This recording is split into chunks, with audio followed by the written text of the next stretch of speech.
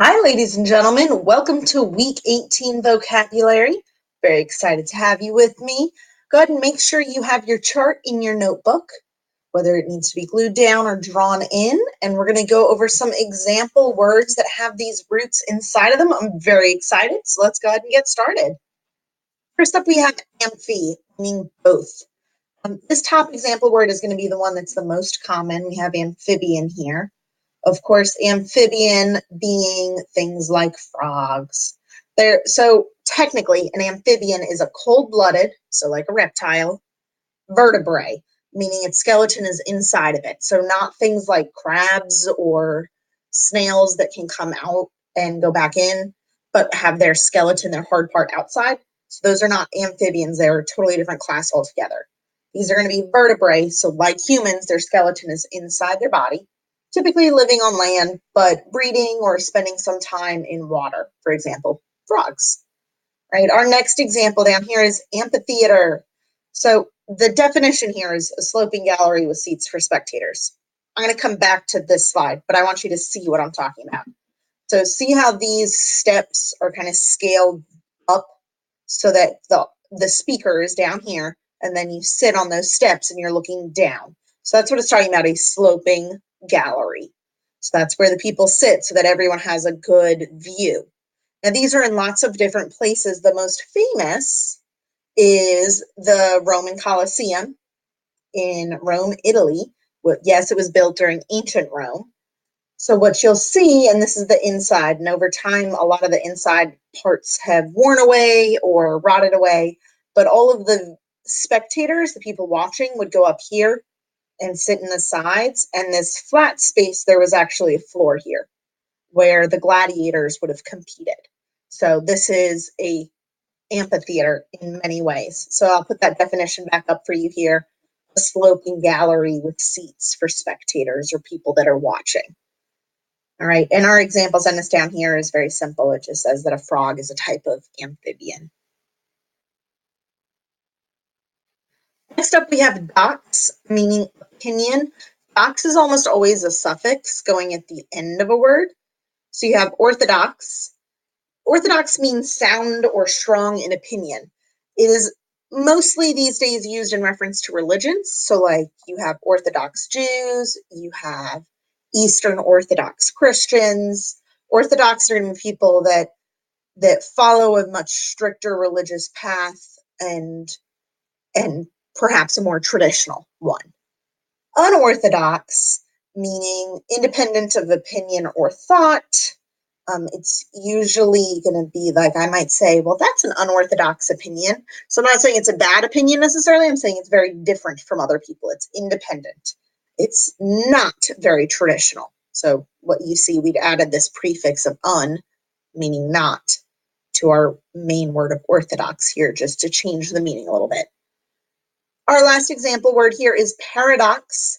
Paradox is a proposition or sentiment that is contrary or an opposite to the general opinion or common sense.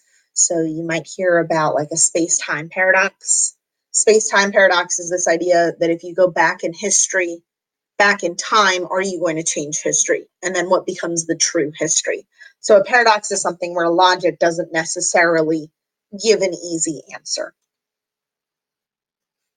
Our third root word is loc or loco, meaning place, not meaning crazy, meaning place. Now, I think that they missed the most obvious example word, so I went ahead and added mine in as location, and this is definitely one that you can write down if you would prefer. Location is the physical place or person or the physical place or location that a person or object is at, just that very specific place. Locomotion is the power or ability to move. So locomotion, like a locomotive, see here is a locomotive is a train. It's a synonym for a train. So a train is exhibiting locomotion or movement when it goes down the tracks. A locomotor, it's a verb. It's pertaining to movement. So it might be a locomotor function, especially when you're talking about engines. Magin, M-A-G-N. Notice there's not a vowel inside of that G-N. It's not M-A-G-E-N, which is what a lot of my students try to write down. So pay attention to how you spell this. Magin meaning great. Meaning great. My favorite of these being magnificent. If I tell you you're doing a magnificent job, you are doing a fabulous and wonderful and great and awesome job. Magnet.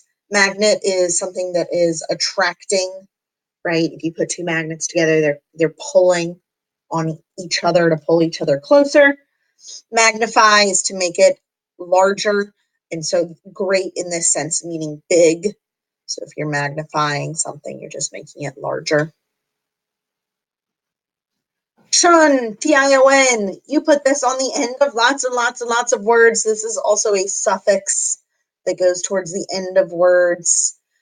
Any one of these is a great one to write down. I highly recommend either abbreviation or fraction because those are ones that you use a lot. Education, you should already know since you're literally living it.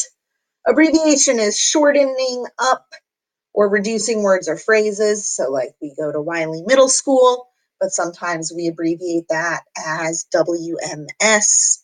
We are part of Winston-Salem Forsyth County Schools. We abbreviate that as WSFCS. So abbreviations are all over the place. Conversation, it's the act or state of communicating, of using convo, which is talking. So it's the act or state of talking. Fraction. Fract means break. So fractions literally means the state of breaking. So fractions are the bit parts of numbers, breaking them into equal-sized chunks. And education, of course, is going to school. It's the process of receiving instruction. So in ancient Latin, it was educatus, and educatus means to rear, or to raise. So education is literally the act or state of raising your intellectual ability or your intellectual level.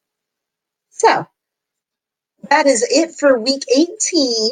You will have a quiz on Friday. There are study materials in the classroom so you can practice these words. Be brilliant. Let me know if you have any questions, and we'll talk soon.